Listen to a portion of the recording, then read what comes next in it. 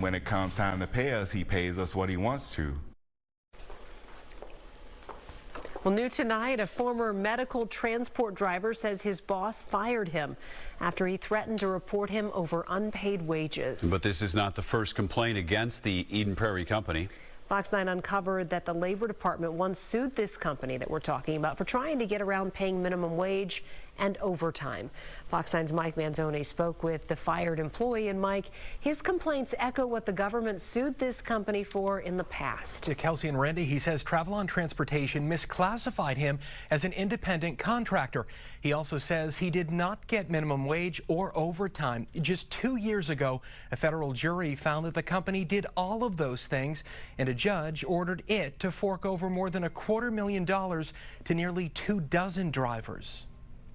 Be your own boss, make $25–30 an hour. That was the ad Preston Buchanan saw for a driver job at Travel Transportation in Eden Prairie. But he says the reality was different. When it comes time to pay us, he pays us what he wants to. Buchanan's days started at this Nissan dealership in Eden Prairie, where he picked up the van to make his runs.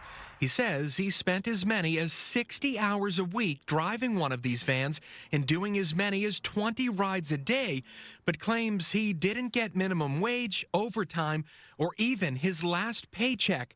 Tracking down Travelon owner Victor Cernatinsky for answers wasn't easy because he's never met him, doesn't know where he lives, or even what he looks like.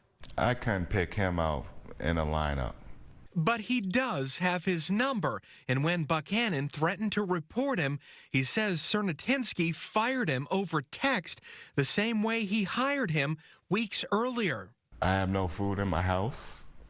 I've been eating peanut butter and jelly sandwiches for the past couple weeks. We found out that Cernatinsky runs the company out of this Eden Prairie home where he lives with his family. Fox 9 also uncovered that the Labor Department once sued Travelon and Cernatinsky over misclassifying drivers as independent contractors and not paying them minimum wage or overtime. A jury agreed, and in 2023, a federal judge ordered the company to fork over more than $250,000 in back pay and damages to 21 drivers. It's crazy how the government still allows him to business as usual. And we talked with the owner of that company over the phone this afternoon. He told us he was in Japan and denied any wrongdoing. He insists his drivers are in fact independent contractors, and he tells us that he is now appealing that 2023 court ruling. He also says he did not fire the guy who we talked with. He also says he actually owes him $10,000 for not giving enough notice before quitting. In the newsroom tonight, Mike Manzoni, Fox 9.